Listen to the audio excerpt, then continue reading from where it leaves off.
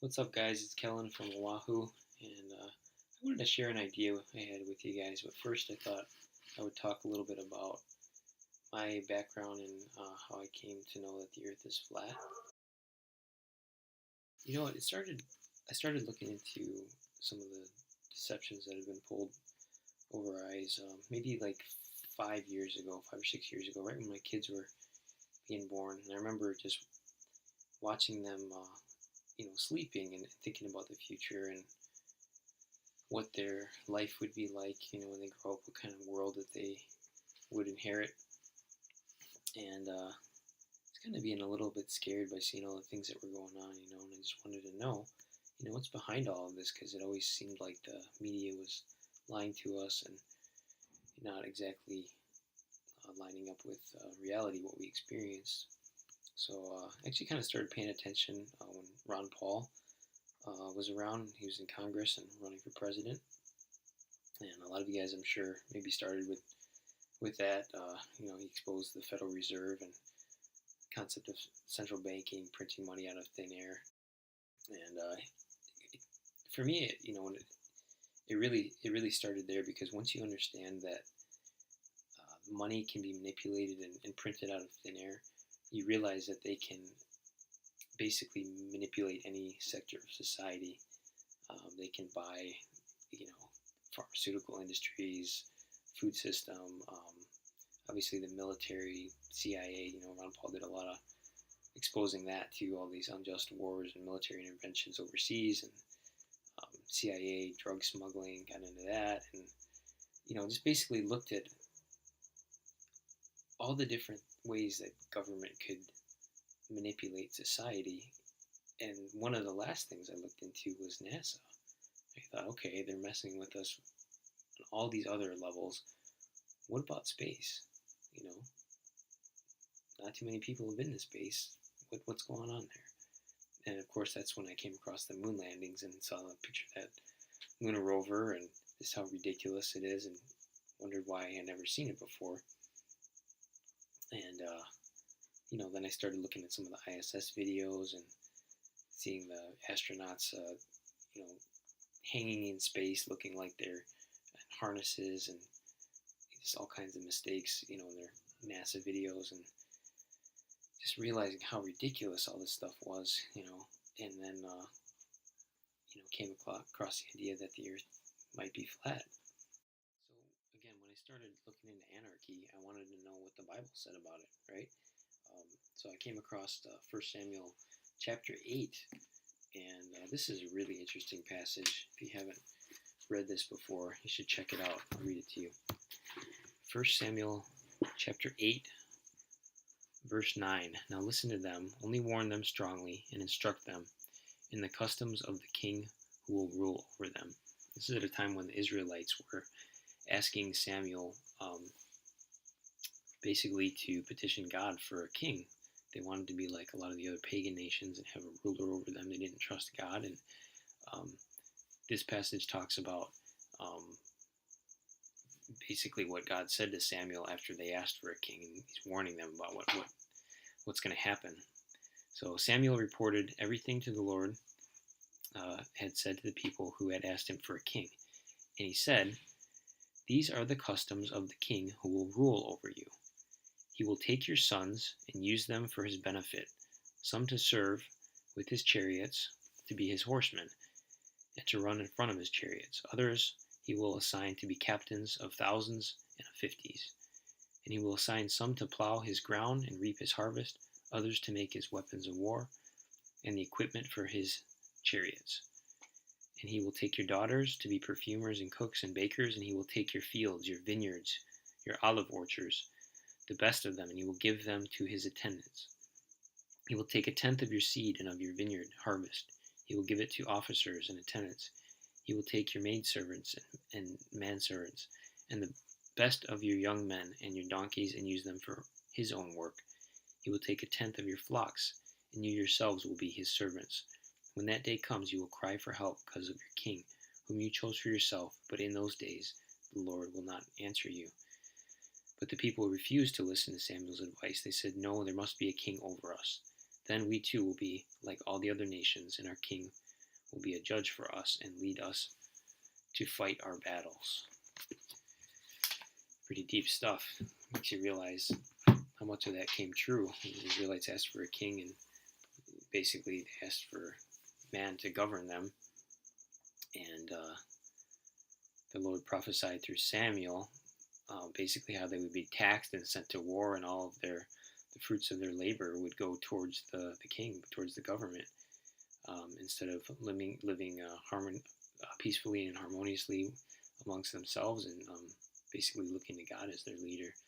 So it's interesting that the Bible would warn us against advocating for a government, basically. And I don't really identify as just a regular anarchist. I would say I'm more like a biblical anarchist. I believe in seeking Yeshua first, and basically after that, anarchy doesn't really mean no rules. It means no rulers. So that how do you organize the society? Everybody needs to be producing something of value, and free trade, free markets, and monetary system that's not being manipulated by central banks. And a lot of people say, well, what happens to poor people, and how do you help those that can't work and stuff? Well, if we were in a totally free society, and there was a lot more prosperity because more wealth was being generated, there'd be a lot more people volunteering their time and their services to help out those who are less fortunate. And if you think about what Jesus said, he said, help the poor. He didn't say, pay taxes to the Romans and let them take care of that for you. So, I do believe that biblical anarchy is the best way to organize society, and I think Scripture is compatible with anarchy in this sense. So at first, I thought it was pretty ridiculous that the Earth might be flat. We're all taught in kindergarten that it's like the stupidest idea ever, right? When they show us a picture or the model of the globe. But like I said, I've been looking at all these other deceptions, and everything else was proving to be a huge lie. So I started looking into it, and the funny thing is, my background is in science. I have a science degree. I've taught science in high school for a number of years, and so many of the concepts I had actually taught in like physical science before, which is really funny. But I started looking at like the curvature formula, and living out here in Hawaii is just flat water all around us, and you can see the other islands a lot of times on a clear day when you plug in the math, and you realize, okay, we shouldn't be able to see these places, according to the curvature formula that they give us. So things like that, and looking at everything that NASA does, and I don't feel like I'm spinning on a ball. Nobody does, right? Everything that we experience, it looks flat and it feels like we're not spinning. And then you look at some of the symbology and the numbers that we get from NASA, and you just realize that it's all part of the occult and Freemasonry, and whatever you call it, Jesuits, Illuminati. I mean, it's just ridiculous. And even though I was a Christian the whole time, I didn't really look to the Bible because I knew that a lot of people just don't consider the Bible to be authority these days. And I knew if I was going to convince anybody, I would have to look at the proofs. But then I started to look at the Bible because I was curious at what it had to say. And I have a copy of this version, the Dead Sea Scrolls Bible. And one of the passages that comes up a lot when people talk about whether the Bible says that the earth is flat or not is Isaiah 40:22. Check out what it says in Isaiah 40:22. I underlined it. Hold it up. He is the one who dwells above the disk of the earth, and his inhabitants below are like grasshoppers. A lot of other translations say that the earth is a circle, right? And people debate over whether it's a ball or a flat, circle. But in this version, it specifically says disk, which I think is really interesting. A disc is only one shape. You think about a CD or a DVD. So I came across several other verses that talk about it being fixed to, foundations and motionless, and just made me realize, wow, we've been, deceived on a massive scale.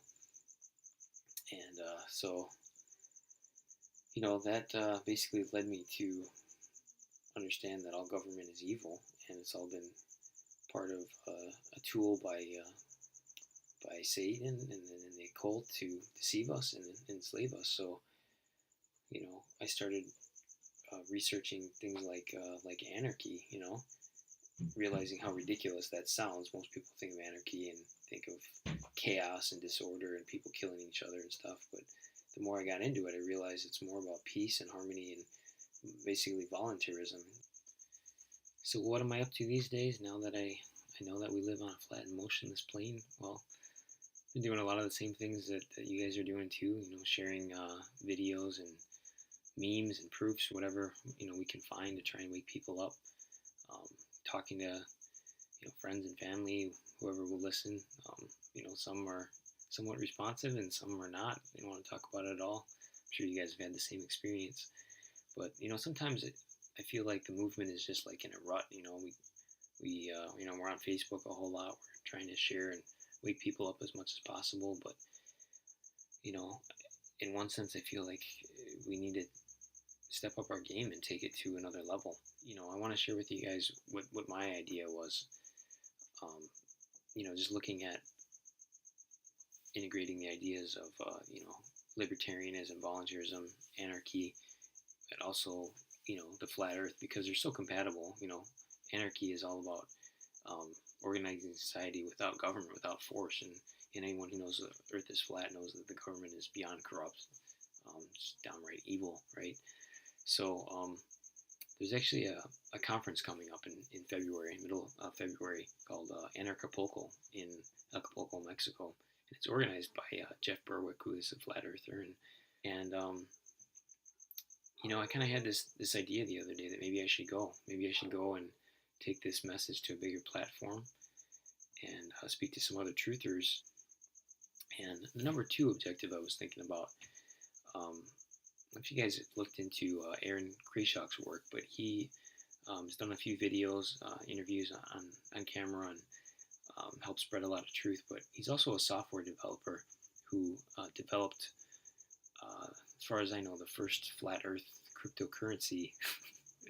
That sounds bizarre enough for you, but you should check it out. It's called Iron Coin, and the symbol is Fe, which is the periodic symbol for iron, but we also know that's a subtle reference to flat Earth. And if you go on the website, it's a flat horizon, on the home page. It's really interesting. So, you got to check it out and find out more about what he's doing. Obviously, he wants to fund, research and more awareness about, the flat Earth movement through this crypto project. And I know a lot of you guys are very skeptical about cryptocurrency, especially, if you've read Revelation and you know about the one world currency and the mark of the beast, and it's looking a lot like it's going to be this RFID chip that they're going to force us to be implanted with. And a lot of people think that going to a digital currency is just one step closer to that. And what I would say to that is, you might be right, but we already have a 97% cashless society right now. If you think about how often you use your debit card, credit card, you're making online purchases, we don't use cash very much anymore. And I'm not saying that we shouldn't. I think it's good to be diversified in your assets. I definitely a strong believer in precious metals. Gold and silver. That was the money predominantly used in the Bible. But if you look at where cryptocurrency is going, it definitely seems to be the future. And I know it's been going through some rough times lately. We had a crash today, but I think if you look at the technology and where everything's going, I think cryptocurrency is the future. And if it is the future, wouldn't you like to have some options? Wouldn't you like to be able to use a decentralized crypto that has been developed by a fellow truther, someone in our own flat Earth movement? And again, I'm not saying that this is what we should only use. I think it's important to have a diversity of assets and options, but um, I think what none of us want is to be forced into one option. So, I do encourage you to look into the flat Earth iron coin. And I was just talking to Aaron the other day, and he's got some really exciting news to share about iron coin. I'm not going to spoil it. I'm going to let him talk to you about what's going on. But I think by the end of the year, you're going to hear about it. You're going to know all about iron coin, just like you know about some of these other coins like Ethereum and Bitcoin, Dash, Litecoin, things like that. So again, the two objectives why I would like to go to this conference is to take our message to other truthers with a large platform, and to promote this flat earth iron coin cryptocurrency and get the word out about that so that we have an alternative to central banking.